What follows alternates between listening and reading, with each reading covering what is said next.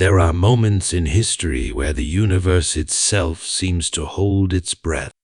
The hours after Christ's death on the cross were such a moment. His followers mourned, his enemies triumphed, and the world continued to turn oblivious to the great drama unfolding beyond sight. But what of Jesus himself? Did death claim him as it does all others? Or did something greater occur? The answer lies in the very nature of his mission. He did not come merely to teach, to heal, or even to die. He came to shatter the gates that had long imprisoned mankind. When he breathed his last upon the cross, his spirit did not drift into nothingness. No, he went to the very heart of the enemy's stronghold. Picture, if you will, the halls of the condemned, the great abyss where lost souls languished under the weight of sin. There, within the domain of darkness, the rightful king arrived, not as a prisoner, but as a conqueror. The gates that had never been forced open before now trembled at his approach. He did not come to beg for release. He came to demand it. For centuries, death had been the final word, the iron seal upon all life. The great and the lowly alike had fallen before it. But here was one whom death could not hold. His presence in that forsaken place was not as a victim, but as a liberator. The chains of sin, long unbroken, cracked beneath his feet. The despair of ages was met with the unshakable light of victory. And then, in that deep abyss, a cry rang out, not of suffering, but of power. The price is paid. The keys of death and hell, once wielded by the enemy of mankind, were torn from his grasp. The prison doors that had been shut since the first sin were thrown open, and those who had waited in hope beheld their Savior. It was not hell that consumed him. It was he who overcame it.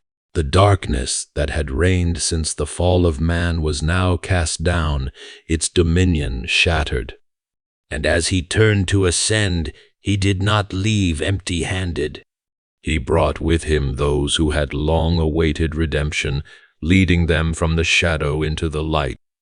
What does this mean for us?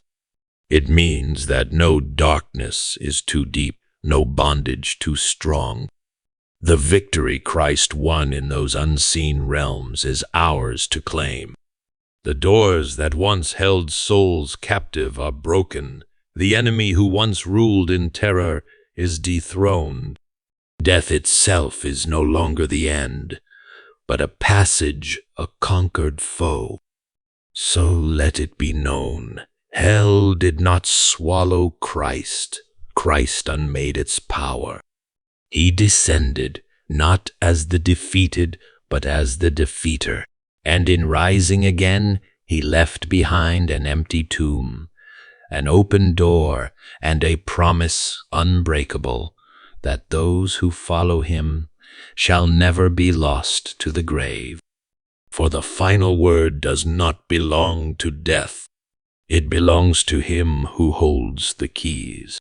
The moment Jesus breathed his last on the cross, something beyond human perception began to unfold. The physical world saw only the lifeless body taken down from the cross and laid in a tomb. The disciples, scattered and afraid, believed that all had been lost. The religious leaders, certain of their victory, thought they had silenced the troublesome prophet for good. The Roman guards, hardened and indifferent, saw nothing more than another execution carried out under imperial law. Yet beyond the reach of mortal eyes, an event of cosmic significance was set in motion. Death, which had reigned unchallenged since the fall of man, now held in its grasp one unlike any other, Every human being before him had entered the grave as a debtor, bound by the weight of sin. Yet here was one who owed death nothing, sinless, blameless, unstained by corruption. He was not taken by death as a victim, but entered it willingly as a victor. This was no surrender. It was an invasion. The unseen realm, that vast and mysterious place where the souls of men await their eternal fate, now stood at the threshold of something unprecedented. The Son of God, the very author of life, stepped into the domain of the dead, but not as one conquered. He came as the rightful heir to reclaim what had been lost. What was this place he entered? Scripture and tradition give us glimpses of a divided realm. On one side lay torment, the dwelling of the unrighteous, where the weight of sin bore down upon lost souls. On the other side, a place of waiting, often called Abraham's bosom, where the righteous who had died before his coming had long looked forward to the fulfillment of redemption. It was here that the faithful had remained, not in despair, but in hope, knowing that one day a deliverer would come. And now, at last, he had arrived. Imagine that moment. The long-exiled sons and daughters of God, from Adam to the last prophet, lifting their eyes to see the one they had awaited. The promise made in Eden, spoken through the prophets, woven through the pages of history, now stood before them in the form of the one who had conquered sin upon the cross. The doors that had kept them in waiting were now trembling at his presence. But his descent was not only to the faithful. His very arrival sent ripples through all of the underworld. Even in the halls of the condemned, there was a stirring, a knowledge that something had shifted, that the ancient prison was not as secure as it once seemed. The powers of darkness, who had once believed themselves victorious, now faced the dawning horror of their defeat. For centuries, the grip of death had been absolute.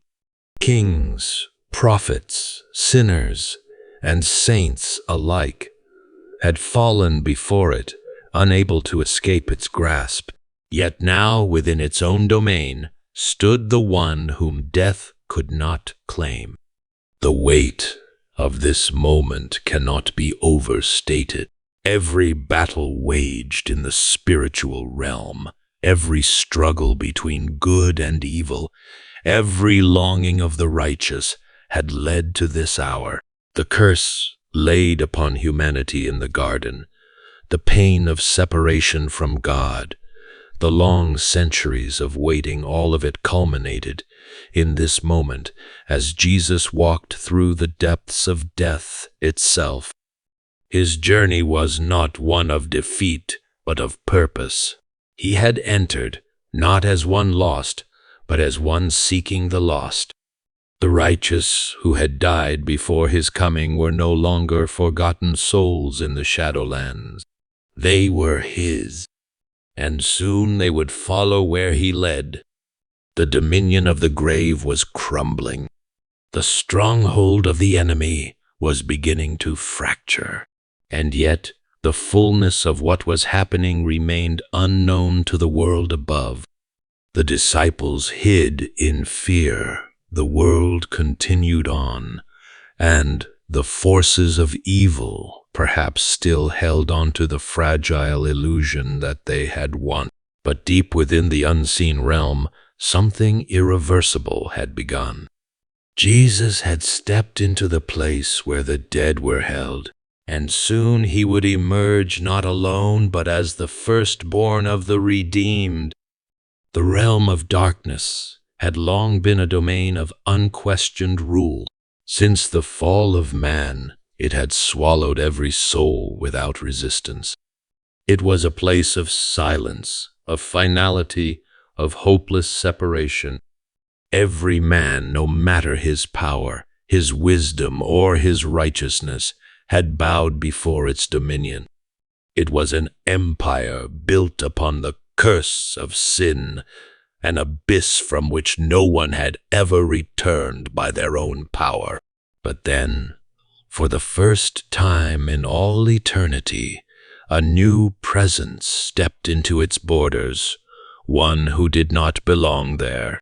Jesus' arrival was unlike anything that had ever occurred in the history of the unseen world. He did not enter as one conquered, dragged down by the chains of death. He did not descend as a victim, bound by the weight of sin. He came as a king into a foreign land, not to be held, but to overthrow.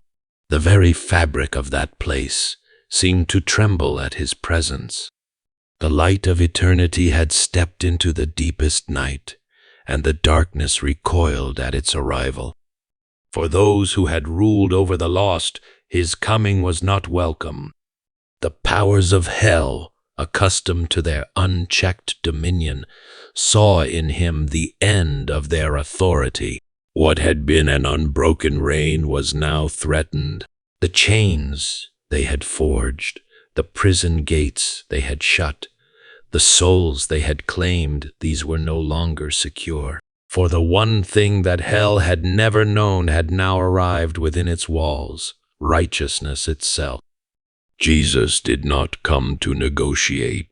He did not come to be subdued. He came to break and to reclaim. The power that had held generations in its grip was now forced to recognize an authority it could not challenge. The gates of hell, which had never been opened from within, were no longer invincible. The keys of death and the grave, once held as proof of Satan's dominion, were now being torn from his grasp. The enemy had believed himself victorious. At the moment of the crucifixion, when the Son of God had cried out and breathed his last, the forces of darkness had roared in triumph. The Messiah had been struck down. The Redeemer had fallen. The war, they thought, had been won. But they had misunderstood the nature of their foe. They had mistaken sacrifice for surrender. They had mistaken death for defeat. For Christ had not been overcome. He had not been conquered by the cross. He had wielded it as a weapon. His death had not been the loss of life, but the payment of a ransom. And now, with the debt fully settled, he came to take back what was his. He walked among the broken, the bound, and the lost, not as one seeking escape, but as one preparing a way out for those who had been waiting for deliverance. What must that moment have been like? The chains, so long unbreakable, now shattered at a word. The prison walls, which had held generations of souls, now shaken at his presence. The enemy, once so sure of his victory, now standing face to face with the very one he had sought to destroy, only to realize that in striking him down, he had sealed his own defeat. This was no mere incursion. It was an invasion of divine power, an overthrow of an illegitimate rule. The dominion of darkness, which had stood unchallenged for so long, was being dismantled from within. Every claim hell had upon the righteous was now nullified. Every accusation, every charge, every chain forged by sin was now rendered powerless. The light that had entered could not be extinguished. The King had come, and he was leaving no prisoners behind. The great deception, the lie that death was final and that the grave was unbreakable, had now been exposed. The curse that had bound humanity since the garden was now being undone by the one who had borne it himself. The war was not merely being won, it had already been decided. The darkness had not simply been confronted, it had been conquered. The enemy had not merely been opposed, he had been overthrown. And though the world above still mourned, though his followers still wept in fear and confusion, the greatest victory in all of history was being secured. The grave that had claimed all men before would never again hold such power. The reign of death had reached its end. The Son of God had entered into the abyss, and soon he would emerge, not as one escaping, but as one leading the captives in his train. The weight of time rested heavily upon the souls that had been held in the realm of the dead. Centuries had passed, and with them generations of the faithful had come to this place of waiting. The patriarchs, the prophets, the righteous, who had long clung to the promises of God, all of them had entered the grave with the hope of something more, yet they remained within its borders. The curse of sin had made even the most faithful unable to ascend, for no man could stand before God without the debt of sin fully paid. The great figures of history were there: Abraham, who had walked by faith but had not yet seen the fulfillment of the covenant; Moses, who had led his people to the promised land but had not yet entered the greater kingdom; David, the shepherd king, who had sung of the Lord's deliverance but had not yet seen its final victory; Isaiah, who had prophesied of the suffering servant but had not yet witnessed the fullness of his work. They had spoken of the Redeemer. They had longed for him. They had placed their trust in the promise. Yet they had waited in the shadowlands, longing for the day when the curse would be broken. The prison in which they waited was not the place of torment reserved for the unrighteous, but it was still a prison. The doors were closed, not by cruelty, but by justice. No soul, however faithful, could enter the presence of a holy God while the stain of sin remained unpaid. The law had demanded a perfect sacrifice, and until that sacrifice was made, the gates of true freedom remained shut. And then, for the first time in all eternity, the sound of those gates trembling filled the realm of the dead. The one they had longed for had arrived, not as a fellow prisoner, not as one bound by death, but as the one who had conquered it. The chains that had held them for ages, not chains of torment, but of waiting, were no longer secure. The long night was ending. The dawn had come. Imagine the first glimpse of him. The long-awaited Messiah, the fulfillment of every prophecy, standing before them in the glory of his triumph. The Lamb of God, who had borne the sins of the world upon his shoulders, now appearing before those who had lived and died in hope of him.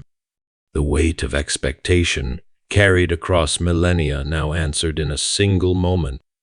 What must it have been like for Adam, the first to fall, to see before him the one who had undone the curse he had brought into the world? To know that his failure had met its answer, that the exile he had set in motion had now been reversed?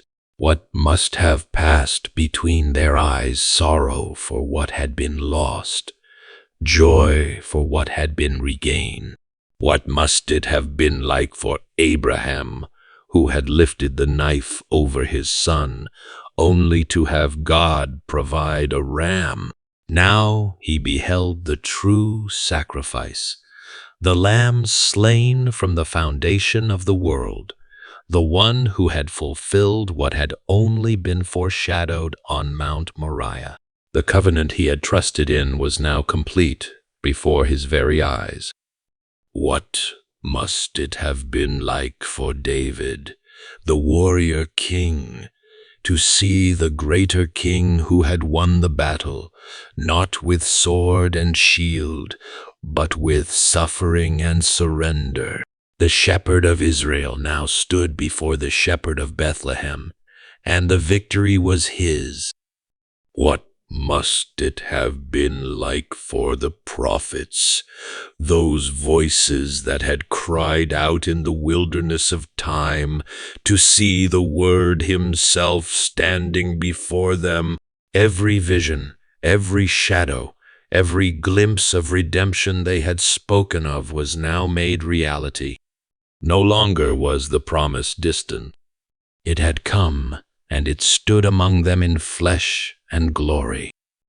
The gates that had never been opened were now yielding. The stronghold that had held the righteous captive was collapsing. The one who had borne sin to the grave had left its weight behind. The debt was paid, and those who had waited in faith were no longer prisoners. The chains of the captive were falling, not by force, but by right. Justice itself had declared them free. And then the moment of departure. The Son of God, leading them forward, past the walls that had kept them waiting, into the presence of the Father at last. No longer would the righteous be held in the grave. No longer would they linger in the shadows. The doors to the eternal kingdom had been flung open, and those who had longed for the light now stepped into its fullness. The last barrier had been broken. The last chain had been shattered. The great exodus of the dead had begun, led by the one who was himself the resurrection and the life. Authority is a concept often misunderstood. In the world of men, it is taken by force, secured through power, and held through fear. Kings rule by the might of their armies, emperors by the extent of their dominion, and tyrants by the terror they impose. But true authority, divine authority, is neither seized nor imposed. It is inherent. It is not granted by the conquered, nor is it dependent on the strength of those who resist it.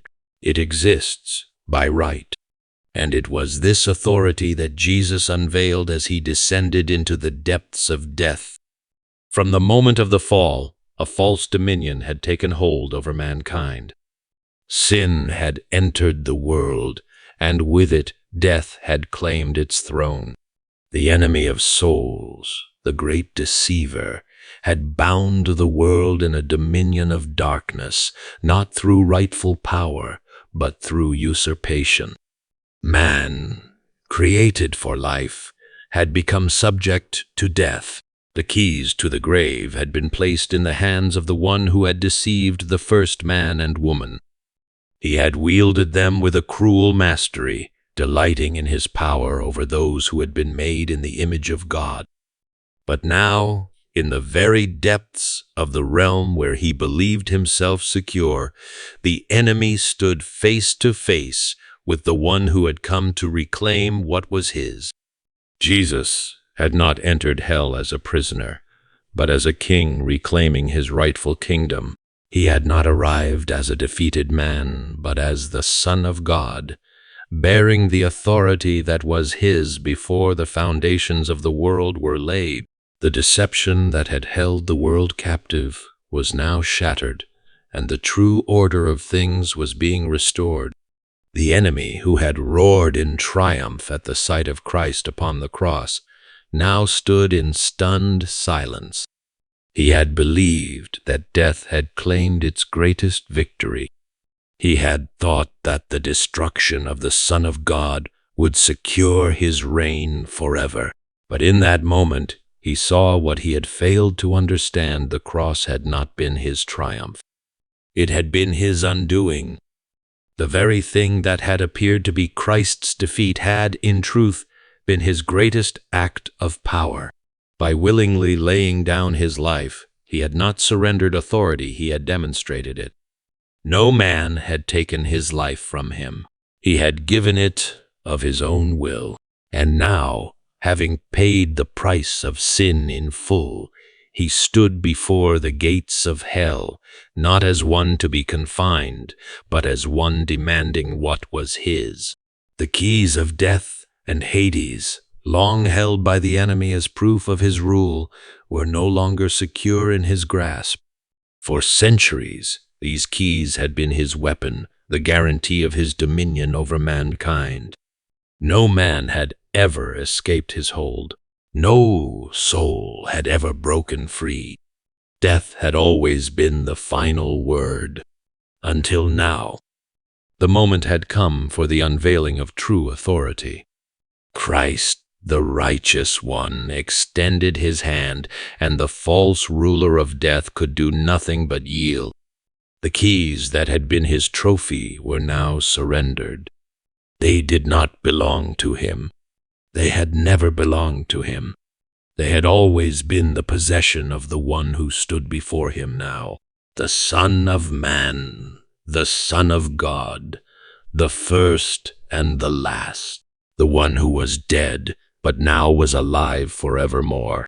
The gates of the grave, which had held every soul since the dawn of time, no longer held their power. Their authority had been revoked. Death was no longer a master, it was a conquered foe. Hell was no longer an impenetrable stronghold, it was an exposed ruin. The dominion of the enemy had come to an end, not by force, but by right. The ransom had been paid. The victory had been won. The power of sin had been broken. This was not the first time authority had been misunderstood. The Pharisees had questioned Jesus when he walked among them, demanding to know by what power he healed the sick, forgave sins, and drove out demons. Pilate had stood before him in the judgment hall, boasting of his power to release or to crucify him. But Jesus had answered them all the same. True authority was not theirs to grant or withhold. It was his by nature, and now, in the very depths of the grave, that truth was being demonstrated in its fullness. No longer would death claim the final word over mankind. No longer would the enemy hold his captives without challenge. The Son of God had come, and with him true authority had been unveiled. Not the authority of the world, which is taken by force and held by fear, but the authority of the eternal King, who conquers not by oppression, but by sacrifice. And with the keys now in his hand, the path forward was clear. The grave could no longer hold its righteous dead. The chains that had bound them in waiting were shattered. The first great victory of resurrection had already begun, and soon the world above would see what had taken place in the depths below. The reign of darkness was over. The rightful King had taken back what was his.